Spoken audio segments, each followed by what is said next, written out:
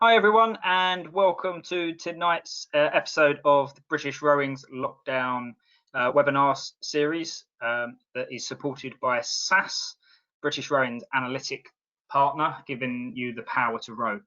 Tonight I am really glad that Helen Brown and Tom Young are joining us. They are both coaches with the World Class Start, and Steve Gunn is also on the line and will be popping up later to maybe answer a few questions as well as these two. Helen and Tom are talking about the trials and tribulations of turning athletes from other sports into rowers. So I'll leave it up to them to go into exactly what that means and how they took that question that we posed them.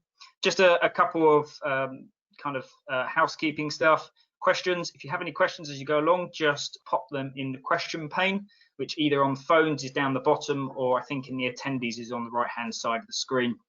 That will be flagged up to myself and Steve so we can go through those and pose them at the end of the webinar.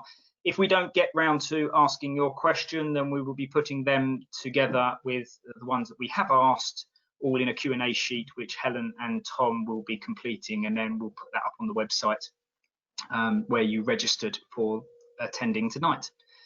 Lastly, the slides and a link to this video will also be on, so don't be shy in publicising this one and ones that we've done in the past. So with no further ado, I will pass over to Helen and Tom. Okay. Hi guys, I suppose I'll introduce myself to begin with. I'm Tom Young. I run the World Class Start Centre up at Strathclyde Park in Scotland, and there's a bit of background history. Previously coached at Edinburgh Uni Boat Club, spending the majority of that time running the beginner programme out there. So as much as we're going to give you the World Class Start view of things, we'll also try and link back to the club-based programmes. And I'll let Helen introduce herself as well. Hi, I'm Helen. I am the start coach at Twickenham Rowing Club. A little bit of background from me. I started rowing at Molesey and then also went to row and coach at Leeds University before joining Start. So I've had experience in big programmes and also some smaller programmes from that respect. Cool. So we'll get straight into it. So we figured to begin with, we just look at how we broke down the title and what we'll be looking at, just to give you a bit more of a view of what line we're going down. So the title itself was quite a mouthful. So the trials and tribulations, and we just highlighted that point, is that it is trial and error. There will be problem solving along the way in whatever we do. That's the nature of rowing, and particularly developing people in rowing. And I'm sure for all the coaches on the call, that's not a surprise to you. The second highlighted point is turning, also known as developing. So development, it's multifaceted, and most importantly, there's no magic bullet. We're not going to give you this one answer that you've been looking for to make every athlete amazing. Apologies if you were expecting that. The next point, athletes, we've specifically gone down the route of talking about performance athletes. So specifically ones that have come with prior success, skills and experience. So really, you know, not looking necessarily at your sort of average Joe, but the ones that come in to the sport and you get a little bit excited by. And then lastly, other sports. So we're highlighting the fact that they've come from elsewhere. So looking at the idea of how well prepared are they to start rowing. So what are their strengths? What is it that makes them exciting for the sport? And then also, what are their weaknesses? You know, what are the trip hazards that could prevent them from getting there in the end? Which is probably, you know, the majority of what you're going to be looking at when you think about how to develop this athlete from another sport into a rower. And we figured we probably didn't need to describe specifically what we meant by rower. At which point I will hand over to Helen. So that leads me on to kind of the people that we're going to be dealing with in this presentation are from when they come right through your door, so when you've recruited them or they've signed up.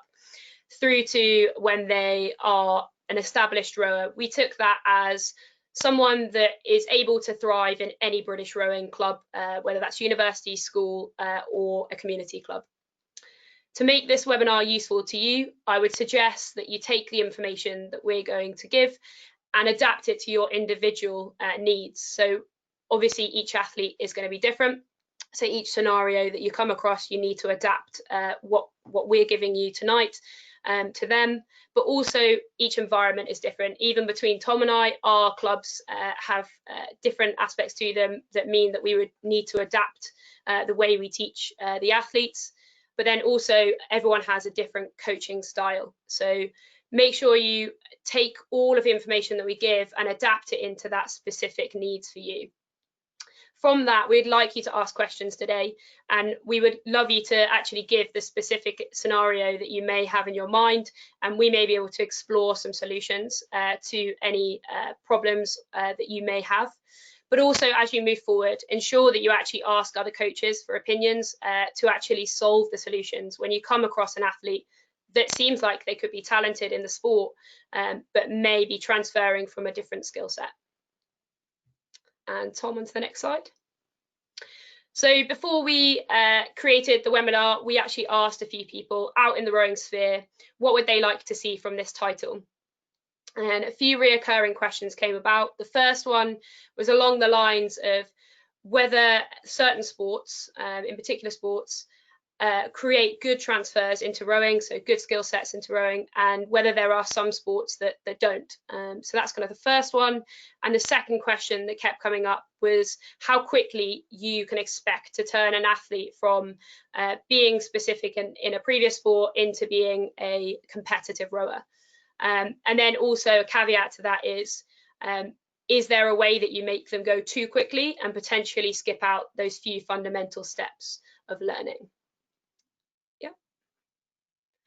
So to answer those questions and to give you some background, we decided to split the rower's skill set into three particular ones. So we see that there are main physical skills that a rower needs, so whether that is aerobic capacity or strength, robustness. We also believe that there are technical skill sets, which are probably the most obvious ones that people think of when transferring sports. And the third set, which are the least obvious, are holistic skills. So we're talking about psychological, behavioural skills that we deem to be important in order to go from being a potentially okay club level rower to making that leap into being that competitive rower that we were looking for. We also highlighted that there may be a few things that you need to keep in context. So for instance, the athlete's aims and goals that they're coming to the sport with, but also the program that you're involved in. So whether that's university expectations or club expectations. And then alongside that, we also knew that at one point that supposedly talented athlete that you're going to transfer will need to integrate with the more experienced program or squad that you already have. So there's a few trials and tribulations that come into doing that transfer. Over to you, Tom.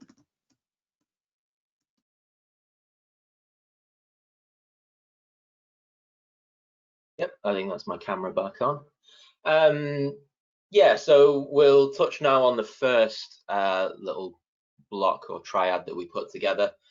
And we're just going to go through mostly the sort of considerations that you need to make when you pick up an athlete. And like we say, the performance one that you're thinking could be exciting. And we're going to give you sort of a view of the things that we look at from a start perspective, but they should be very transferable into the club, school, or university program as well. So first off, when it comes to their physical development, and you can call it a physical capacity, it's first off, what are they bringing to the table? So why are they such an interesting prospect? Whether this is someone who's come in with a group of beginners, or whether this is someone who's come in at a sort of obscure time in the season and they're on their own, you can look at them and you've got to see, okay, is it their size, their strength, the engine and the physiology that they're bringing that makes them interesting? And you can immediately see if there's a 15-year-old boy that walks in and has to duck under the door frame and casts a shadow over you, then you probably know straight away what the attractive features are. But more importantly, you want to look at what aren't they bringing, because that's going to be a thing that you need to look at and consider when it comes to their development. And obviously day one, it's going to be a lack of rowing skills specifically. But thinking right now about the physical stuff, that's where we move on to the next point, that is the screening and profiling. You'll want to get an idea of what athlete you're picking up. So how and when do you want to find out? How are you going to assess what their strengths and weaknesses are? And I suppose when is an important time as well. When you first pick up a rower, you know, the first thing you do isn't probably put them through a battery of tests. On the world class start side of things, it is, because we have to decide whether we're going to recruit them. But on a club program, university and school program, you're probably going to let them try out rowing first. So thinking about when's appropriate to look at that. A big thing to consider is the youth physical development model, which I think a lot of people may have seen before, but I'll show you a copy of that shortly. It just shows that from the young age, sort of from starts at birth, but all the way up until 21, just roughly how a human, both boys and girls, develop and what's appropriate for their training through that. So it's important to know where they are on that. It's not necessarily if they're a certain age they're going to be there. You've got to consider what they've done beforehand. And when you pick up athletes from different sports, they've all come from a different area. They've all done different things, got different experiences, and on a physical aspect that can show quite a lot. Going into the next point, physiology. It's a really big thing. It's what were the sporting demands? Were they a sprinter? Were they an endurance athlete? Were they part of a sort of games type sport? Because that's going to play a big part in how they move through their rowing career. And then the ultimate question is, will any of this affect their training? And hopefully you guys will answer that yourselves and say yes. From a start perspective, we pick up big, powerful athletes that aren't necessarily always very fit. And we find that initially when you get them on the rowing machine, they can actually struggle to train properly on that, because they're naturally so powerful, so large, that they're not fit enough to row properly and train. So we have to adapt their training quite a lot, deal with the level of physiology they're bringing in compared to their size and strength. And we actually have to do quite a lot of cross training to begin with and build up their fitness until they can train properly on an ergo. Just a quick look at that youth physical development model. Really useful just to have a look at. It's quite a lot of information to take in now, but I've left the reference in there, which you guys can look up. I believe it's a free access article, so you can read all of the blurb around it as well. And we'll probably put a link to that in the questions at the end of once this is published on the website. But really good just to look at in terms of where they may be on their sort of, have they hit their growth spurt, how should they be training into that? But an acknowledgement as well that if we're only picking rowers up at 12, 14, maybe even later at 18, is just an appreciation for what they may or may not have done beforehand is quite important. And it can help you structure the stuff that you do from that point. Moving on to a little bit of technical development. How you approach this is going to be totally based on what your program, its goals and its aims are, as well as the athlete's own ones. So you can sort of sit somewhere on a continuum between the long-term athlete development side of the spectrum to the throw them in at the deep end side of the spectrum. So long-term athlete development, probably a little bit closer to what World Class Start does, is we slow everything down and we take a really big technique-based focus to try and get them doing the right things and then progressing up their training and their amount of racing as they go through that. And at the other end, probably more suitable to juniors, things like that, is throw them in at the deep end, let them thrash around a little bit and just learn as they do. Neither of those ideas is necessarily the right one or the wrong one. There's many ways to do it, but you've just got to think about where you sit on that. Things that come into that, the technical exercises. So a couple of things to consider. When do you do them and how often do you do them? So if you've got a beginner athlete, when are you expecting them to learn how to row and learn the more subtle technical aspects? Are they going to do it during steady state training on the water if they can, or on the ergo?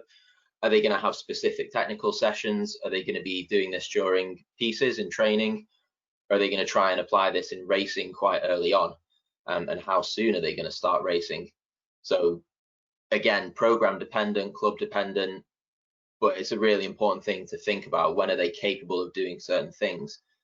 Where are they going to do those things? Are you going to do the majority of your technical coaching in the gym, on the ergo, in crew boats, in small boats, in the classroom, or even in the situation we're currently in on Zoom or something like that? And how? So what technical exercises are you going to do? I think we could be here all night if we got too much into detail on that, but safe to say there's many ways to skin a cat. There's a huge technical drill library, and different coaches will have different methods of teaching someone how to row. But as long as you're considering all the other things, there's probably a lot of ways to do it right. And the last little point on technical development is the use of experienced rowers. I think a lot of people would agree that the best way to pick up a skill quickly is to have someone demonstrating and teaching you as you go, whilst feeling and learning it. The big thing there of using experienced rowers, it can be a little bit of a minefield, is how do you integrate beginners into that? If they are experienced rowers, they've got other priorities and other things they want to do, and we'll touch a little bit more on that point later. But that aspect is definitely one that can be done wrong if not appreciated. And we've got a few examples now of some technical drills, which I will hand over to Helen for. Yeah, so Tom obviously spoke about when, where and how you bring in the technical development of a new recruit. I just wanted to talk through a few common examples of athletes that have come from a previous sport that have actually created themes when talking to my colleagues and also in my own experience that we have actually been able to kind of pinpoint down. So one example on the left-hand side, you'll see the classic landing of the feet around the catch. So we obviously want people to be able to land on both feet equal, to then be able to press off with no issue. However, when it comes to a sport transfer such as sailing, they are so used to counterbalancing the boat with their body that you find that when you sit someone into a single first time that has been an elite sailor, they are able to stay above the water and often not capsize, which initially you think is a great idea because they can keep running through technical drills, but actually you'll find as they keep rowing, they continue to lean one side to the boat to counterbalance or lean the other and not actually learn to stabilize themselves in the center and use the feet to be able to press off from a platform. So one of the things that we use in start, but I've actually used prior, and I'm sure many of you do, are roll-ups to be able to get the idea of setting the boat up, rolling right into the catch, and then able to land on 2 feet. We think it's a great exercise because you can actually play around with the constraints you give the athlete. So you can tell them to pause at various points in the stroke to ensure they can actually feel what pressure they have in the foot plate, if any. And also you can ask them to look central down the boat and ensure that they don't actually veer to one side. And you can actually sit your launch actually at the front of the boat and see how far they lean to one side. You can film them.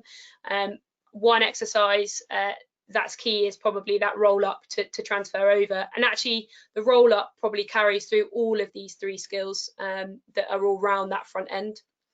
So moving on to another sport that gives us a few issues when transferring into skills would be ball sports in general.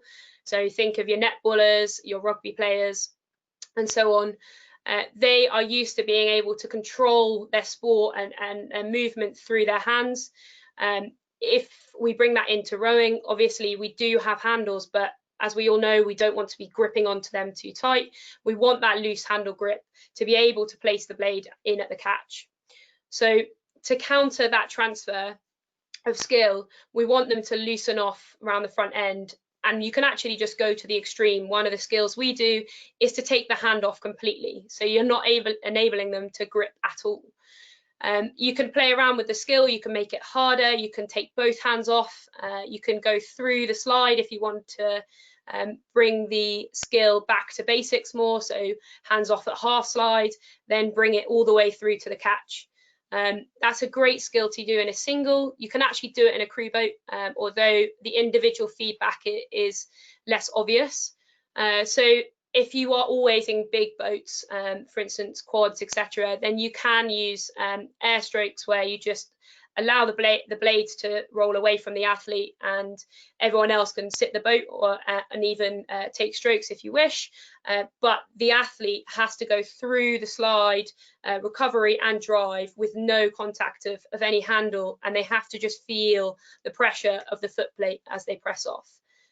So that's kind of adaptation if you don't have the luxury of a single. Third exercise or skill set that we find is a challenge when transferring to rowing is the press off at the catch. And we're just talking about how as you roll into the catch, obviously you put blade in and then you want to press away from the foot plate. The issue with some sporting transfers like swimmers are that they're used to propelling themselves with their hands and their arms. So they don't allow that press of the legs. They actually bring the body in and start to pull the catch position from the catch position.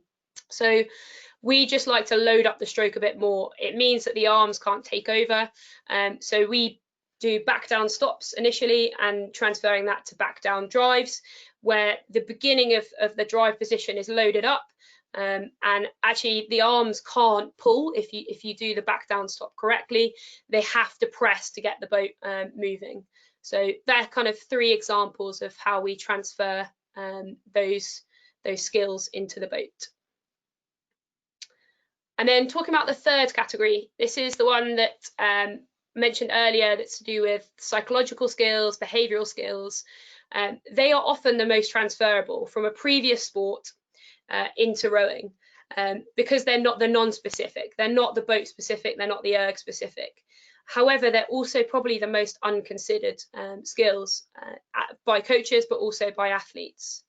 So I've just used the 4 Cs models, which is used by several sporting nations, to categorize the different holistic skills. So obviously you can think about an athlete coming in who's been in high performance sport, that is used to the idea that they need to eat well, sleep well, they need to balance their training with their education or their work. They're used to communicating with coaches, and they're used to the idea that in order to progress in a sport, they need to study the sport, understand the rules, understand the tactics, understand the history and what motivates them to actually progress. So all of these skill sets you can see apply from a previous sporting life. However, there are also a couple of these skills that we've got examples where previous sports have caused a negative transfer. So one example would be the illness and injury management, particularly the injury management when it comes to rugby players. So they're used to the contact injuries where they might be bruised or bashed, and they can just cover up with some cold spray or heat spray and mask that pain and crack on to the next game. However, when it comes to rowing, we know that most of our injuries are repetitive strain injuries. And if we applied that same skill set that they had learned in the previous sport, they may make that injury worse. So you have to actually understand how an athlete approaches that injury management and just learn to change that skill set into applying to rowing. Another skill is a sporting ego. We often say that someone that is good at the sport understands that and knows that they are, but also obviously is eager to learn. But that sporting ego can often be transferred from previous sports. They may be used to being the best person on the pitch. They may be used to being the fastest person on the track. And then when they come to rowing, they're the person that's falling in, or they're the person that's catching the crabs. You need to learn to create the competitive atmosphere in other skills that we do in our training in order to transfer that sporting ego and allow them to learn the sport before they can grasp that rowing ego as such. So we often use things like running races, plank competitions, anything you can think of that actually their previous sporting life might give them a slight advantage. It will give them a bit of kudos in the squad as well. Lastly, one quote that we hear bounded around by coaches is that the right athlete will find their way to the top.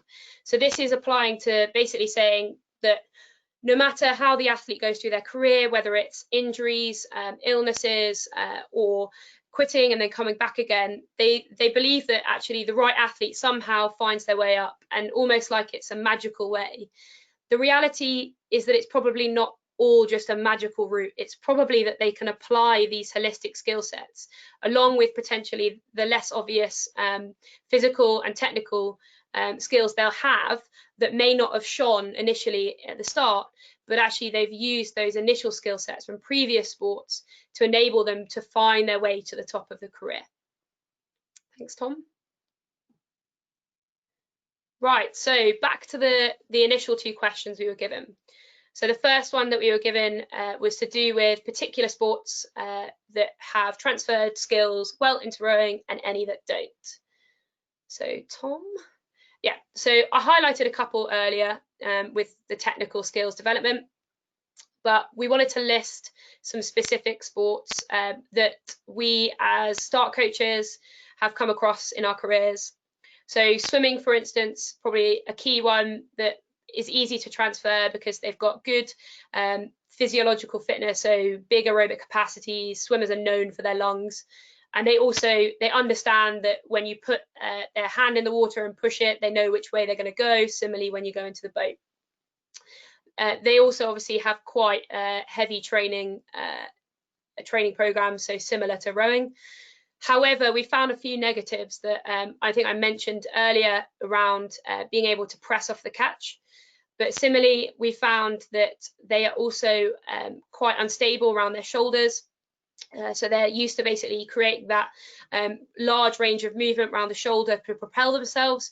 Obviously, when we go into the rowing, we need them to be able to be stable and robust. So that's probably a skill set you need to look into.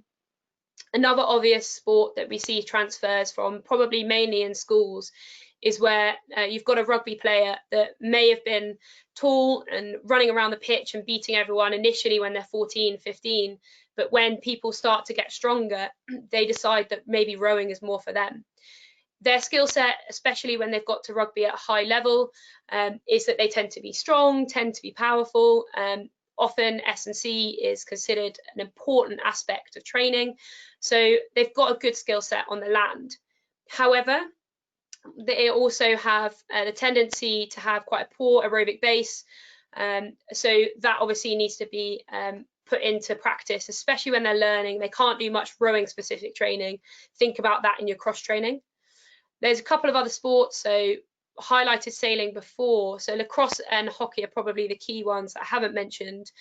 They obviously are technically ball sports, but the biggest thing that you've got a stick in hand. The negative transfer tends to be the imbalance, or the fact that they've got one stick, they're leaning to one side, whether that's above or below. And when you come into the idea of especially sculling, that idea of that symmetrical movement, when they're pressing, you can really see the imbalances, whether that's in the gym or even in the boat. So in terms of injury prevention, but also thinking about performance longer term, you need to make sure you address those imbalances. Thanks, Tom.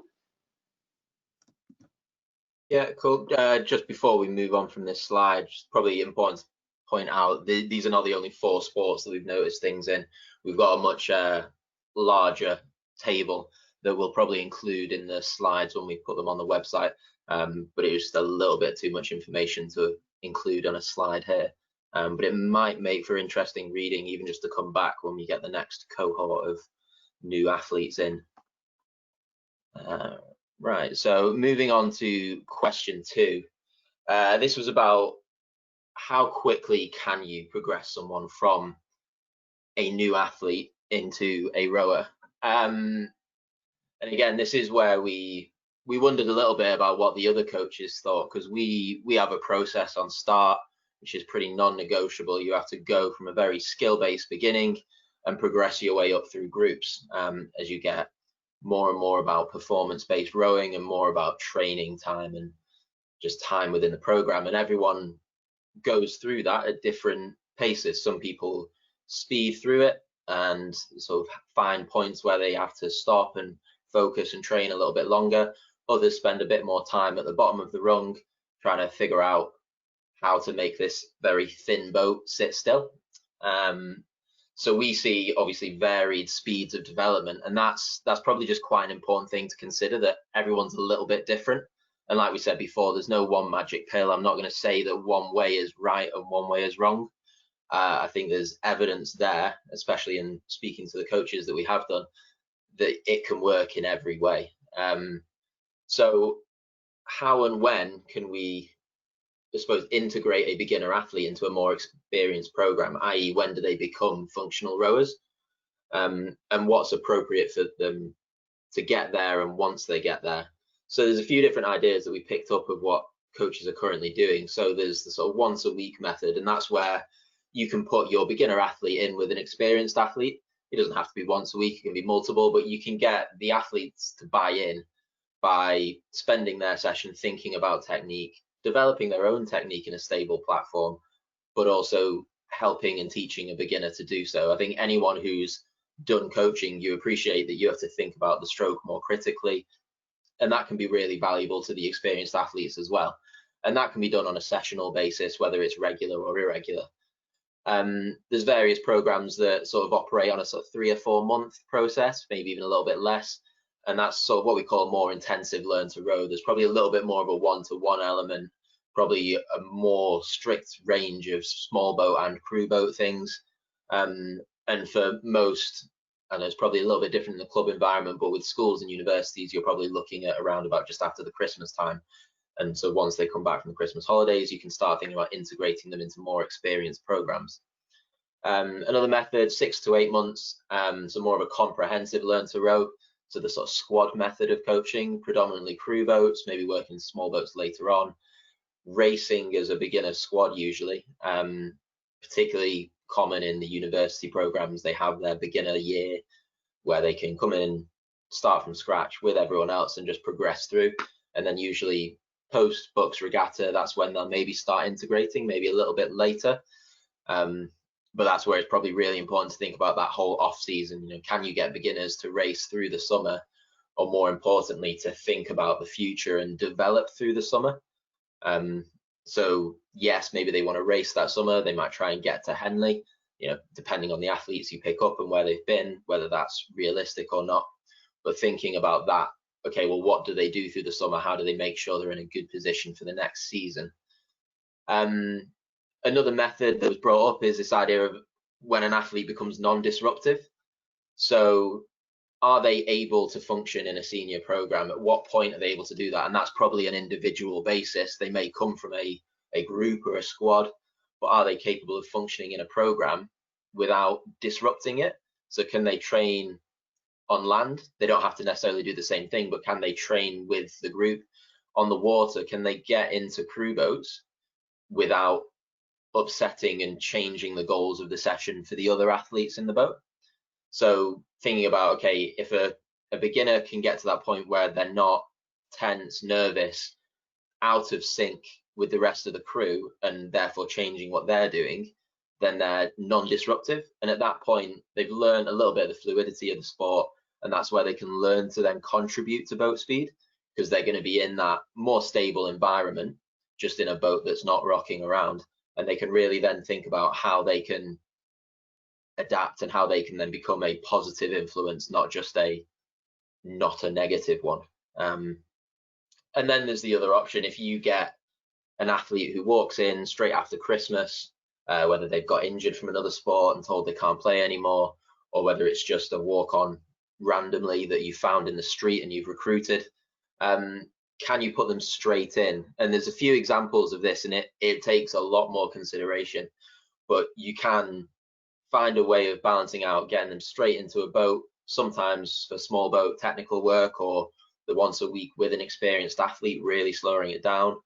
And then other times just throwing them in a crew boat and seeing if they can make the use of the technical warm-ups, the technical drills, and then apply that into continuous rowing and get racing and just really fast track them through some of the skills. And that's probably the easiest one to maybe not get right, but it's definitely one that can work, and there's plenty of examples of it in the past that you can go through that relatively quickly. Probably important to note that from a physicals perspective and from the holistic skills perspective, they need to be quite well tuned from that point. You can't take one with massive physical weaknesses and throw them straight into a senior program. So they need to come from a sport where it's probably more of an immediate strength that they can get straight into the physicality of a program, or if not, it's really well considered up to that point. So a few other little considerations for which one of those is the most appropriate, if any, is what the athlete wants. So your athlete at this point, whether that's coming in as a fresher at university or whether it's a 15-year-old coming into a school or a club program, do they want to be thrown straight into the senior program because they've got the physicality and they can be part of your Forley quad at the end of the season, or your Nat Schools quad at the end of the season, or 8s or whatever? Or do they want to just have a little bit of fun and ease their way into it? So make sure that the athlete's involved in that process. They don't obviously fully dictate it, but if you get that wrong and the athlete stops enjoying what they're trying to do and is overly stressed by it, they're probably not going to carry on. And you can't make a performance athlete of someone who doesn't row. The effect on other athletes, like we said before, that throwing a beginner into a senior program is probably not going to be putting loads of smiles on the faces when you first suggest it.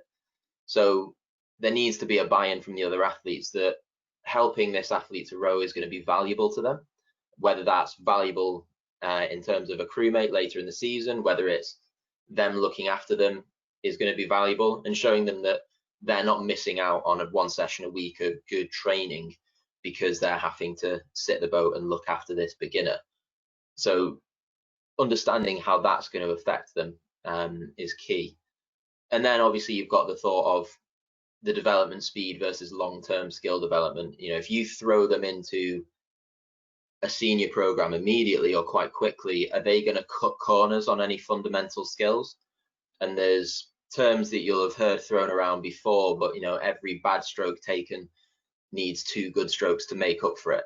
And that's the sort of thing that you've got to consider. How many bad habits are they going to pick up that are going to be much harder to fix later on in their rowing life, versus the idea of, well, actually they just want to get out and get racing. A lot of athletes aren't going to say, I want to sit here and do skills for the next 18 months and then I'll think about paddling up to the top of the lake. You're probably not going to get many of those. They want to go out and race. They want to be competitive. They want to get excited by what's going on. And even the best coaches will struggle to make endless roll-ups really exciting in the long term. So that takes us to the questions stage. Hopefully you guys have picked up a few ideas of what's useful for you in your program, or what questions it brings up, and hopefully any questions that you can give to us, you can give us some specifics around what sort of scenario you're in. And probably quite importantly, it's about experience. So that's where the trial and error comes in. You've got to try different things and see how it works. And feel free, if someone asks a question, if you have any experience of those specifics, share them again, and we can make sure that they're on the notes that go out with this. And Dan has returned to our screen. Yeah, I'll just wait for Helen and potentially Steve just to pop in. So there's just a reminder, if you have any questions from what Helen and Tom are presenting, then chuck those in the question panes. There's a few that have come in already, and I'll start with those, but it does generally start to come through now. So guys, yeah, thanks very much. I've taken a few things myself from what you've been saying, and stuff that I'm going to take into my own coaching. Just between you guys, is there a group of sports or certain sports that you think transfer better into rowing, or some that take more, like that are completely out of rowing? Obviously you guys are looking for tall and long people, but generally back out there, just pose that question to you. I'll take that one. So the first thing that springs to mind initially is the other water sports although they have their negatives, have a lot of positives that they can bring to the sport. So we've said swimming, I don't think canoeing and kayaking made it onto the list that we put up before, but sailing, the appreciation for the water, and probably more importantly, the comfort on the water, is a really key thing. As well as the fact those sports generally do a good bit of training, a good bit of upper body work, which can be really helpful for, especially for quick development into a sport there, because that's where the most injuries come from, is from a weakness in the upper body. So having that, I think, is really useful. Helen, any that stick out for you? I would agree with you. I think actually the main point is to take that the more varied a background that an athlete has, then that seems to be the most advantage. So if someone has actually done a ball sport, but they've also done a water sport, and they've kept that big base when they're developing, they're probably the athletes that stand out, not necessarily the ones that have just focused on one particular sport. That's just where I would kind of pitch in a slightly different answer. Okay, so you talked a lot about training and about skill acquisition, but it's a big wide world out there. So how do you manage the racing scenarios with a new rower that's being transferred across? Because, yeah, I'll leave it there. So if you're talking about how you get them to be competitive, is that right, from the off? Oh, wait. I read this one more as the fact of, you've talked about what you would do nurturing in your environment, but when you take that athlete to their first race, for example, suddenly there's this big talented, sort of, well, not rowing talented, but they've done another sport and they've got real kind of attributes from that sport that they're bringing. They might be very tall, very long, but actually when they get in a boat, they're quite novice-y. So is there any tips or tricks that you can give the coaches and maybe some points for the athletes out there that might be in that position to deal with that environment? Oh, well, from my perspective, the first race is always fun. You're going to come away with a few stories. I've got some athletes that have got a few stories of banks that have been crashed into or capsized or whatever. So the fun is probably the biggest thing. The smaller the regatta, the better. That's why the local regattas are really key.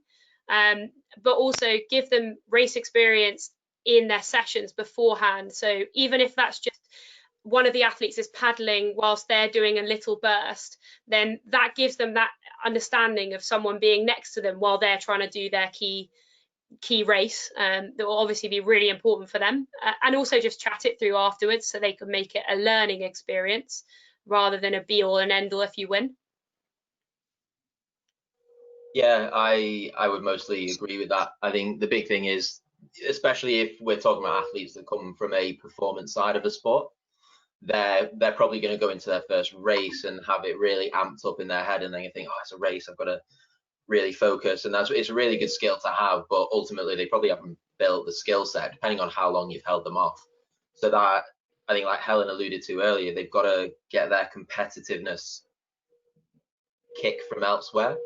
They've got to be racing, running around, racing on the ergos probably before they get on the water, but when they get on the water, you've got to sort of discuss that with them beforehand, because they might get right into their own heads and think, oh, I was meant to be a good athlete and I didn't win my first race. I fell in, or I disappointed everyone. And that's probably something that you need to talk to them about beforehand and just play down the meaning of it to begin with, because their first race isn't going to be the Olympic final, whether that's their final race or not. It's going to be, like Helen says, a local regatta. So they've got to be ready for some of the fun stories that they're going to pick up and just take it as it comes. It's all about gaining experience at first, which is sort of what we're discussing as coaches, but this is what it is for the athlete, is how do we get them to pick up these experiences, and they've got to expose themselves to as much as possible to get that. Brilliant. No, thank you both. That's a great answer to it. I've got one coming just now saying, if a J14 is showing a lot of rowing talent, would you advise that they also do other sports to build their base or foundation, or if they wish to, would you allow them to start to focus on rowing only? So my answer would be predominantly I would encourage them to be doing another sport. We take a lot from the cross training that we do with the athletes, especially when they're young. If they can actually be doing whether it's school netball or after school swimming alongside their training, that's actually probably basically classed as part of their rowing training anyway. If they are absolutely adamant that they don't want to do another sport other than rowing, I guess you've just got to be clear to them that that time that they could have spent with friends swimming or friends playing netball or rugby, they're going to be spending doing in the gym or outside doing a bike ride or doing their run or so on. So I would encourage them to stay in another sport until they really need to transition into that specific rowing training later on. Yeah, definitely agree with that. I think particularly if you're talking about younger athletes like that, they're essentially classed as beginners regardless of whether they start as J12s or whether they start as a J14. We're on Start, and I think personally as well, we're big advocates of cross training, so just using other modalities to get your training in. So there's Olympic athletes out there that are still doing months and lots of cross training within every week of their program.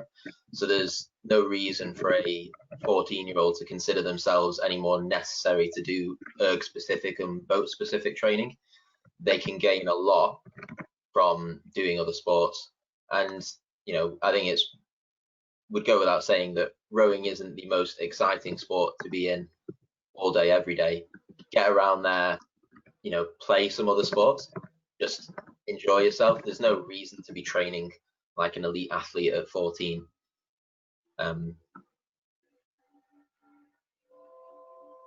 Brilliant. Okay, we've got time for a couple more. Does an earlier transition, i.e. in age, benefit the athlete? From my opinion, it really depends. So you've had some athletes that transition early. They can benefit from that time to get the technical skill, to get the right baseline. But obviously, we're talking about transitioning post 14. I wouldn't necessarily say anyone needs to transition any earlier than that. I guess the counter to that is obviously if you transition late, then you've got less time to gain that technical skill. But one thing that Tom highlighted, if someone transfers too early and they lose love of the sport because you've told them to quit, whatever it is, cycling or netball or rugby, then they're not going to continue to row when they make that transition into university or into work. And that's the important part, is that the rower continues to row. So if they can keep that other sport or other interest alongside them, they might actually keep that love of the sport and that excitement of kind of developing later on. Tom, what would you think? Yeah, definitely that. And I think we'd probably be remiss to not point out that on Start, we probably look for athletes to transition, or for the male athletes to transition a little bit earlier, just as that's sort of what we notice in the data. You can see that females, they can start the sport quite late, and that's reflected in our recruitment, in that we recruit females up to the age of 22, whereas the guys, we stop looking after the age of 20. So looking around that you can start really late and still then transition. And even then, on a perspective of how quickly do you need to transition from a beginner to a rower, as we've dubbed it, or to a performance rower, that's completely individual. There's no specific reason to push that earlier than necessary. I think you'll see a lot of change in the performance athletes around the country when they go through 18 and start going out to unis, and even for some of them when they come out of uni as well. So rowing as a sport is a late development sport. You know, the average age of a rower at the Olympic Games is very different to the average age of a rower, the average age of a swimmer at the Olympic Games. So we can take comfort in that we don't need to push it to transition too early. And I know, Dan, I know you work with the juniors, but you know, we can let them transition that a little bit later. Yeah, Tom, yeah, you're right. I mean, on the junior, with my junior hat on, you know, we are looking for the junior program is there one reason why it's there is to continue pushing people through the pathway. And we definitely find that people that are I would almost say multi-talented, I don't particularly like the word talented, but do different sports to varying different degrees, and can throw, catch, jump, run, hop, sit on their bottom and push a boat along, can continue that pathway as well later on. I'll just leave with one last one. I think, Steve, as you've been sitting there so quietly, I thought I'd throw you one, and give Helen and Tom a little bit of a breather. So, Steve, what has been the biggest change of approach to progressing new recruits since the START program began? And then, second part of this question is also, how might this change again over the next decade?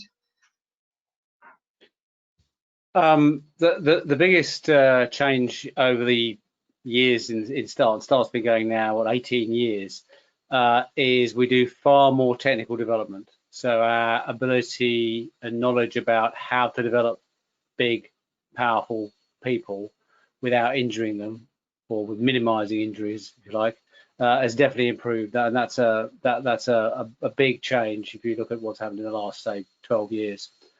How will it change going forward? I think that's very difficult to predict. Sports science might find some magic bullet that we can use, but in general, I think the skill of the coaches is the key thing there. What have we like to say about training and whatever else? Rowing is a sport where coaches are very important, and the better the coaches are, generally, the better the athletes they produce. So better. Obviously, not excepting the two people here, the better coaches we can get, the better we'll do, and the wider we can spread that as well. It doesn't have to just be START. That's across the board. What START do is not special, particularly to START. Anyone can do it. So it's really spreading knowledge out and getting a big skill base in the coaches. Brilliant, Steve. Thank you very much for answering that one. So yes, all that it leaves me, that leads me really nicely onto the fact that all of our videos of the webinars that we've been doing 2 a week now since I think late March can be found on the website that you use to register this link. So please do have a browse of those. There's loads of information up there now, and it's becoming a really big resource from people that are experts in their field. And this one will go alongside all the others in there, so you can find this at a later date as well. I just want to say that on Thursday we've got Jess Layden, who is a rower on our GB senior team, who is doing an athlete's journey talk. So it's grab your favourite drink, sit back, relax, and we'll listen to Jess for an evening, which will be, I'm sure, fascinating. So I hope you can join me for that. And it all leaves me is to say thank you to SAS, our sponsor of the webinars, but also to Helen, Tom, and Steve. So thank you very much. Enjoy your evening, and hopefully see you again on Thursday or on future webinars. Take care.